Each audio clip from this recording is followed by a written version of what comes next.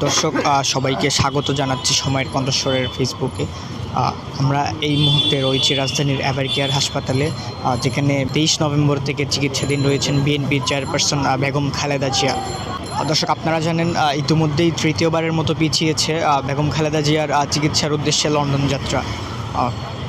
মূলত কাতার সরকারের ব্যবস্থাপনায় জার্মানি থেকে একটি বিশেষ এয়ার অ্যাম্বুলেন্স আসার কথা থাকলেও সেটি আজকে আসছে না।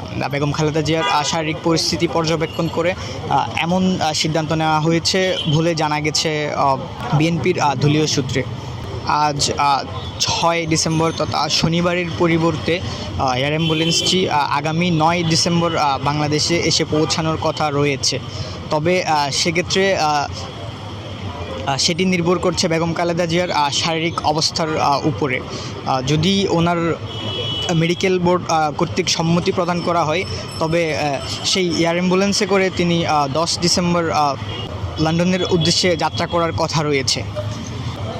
দর্শক, আপনারা জানেন ইতিমধ্যেই অর্থাৎ গতকাল শুক্রবার বিএনপির চেয়ারপারসন বেগম খালেদা জিয়ার পুত্রবধূ তথা বিএনপির বর্তমান ভারপ্রাপ্ত চেয়ারম্যান তারেক রহমানের স্ত্রী জুবাইদা রহমান বাংলাদেশে এসে পৌঁছেছেন বেগম খালেদা জিয়ার শারীরিক অবস্থার সর্বশেষ খোঁজ খবর নিতে। তিনি বিমানবন্দর থেকে সরাসরি এভারকেয়ার হাসপাতালে চলে আসেন।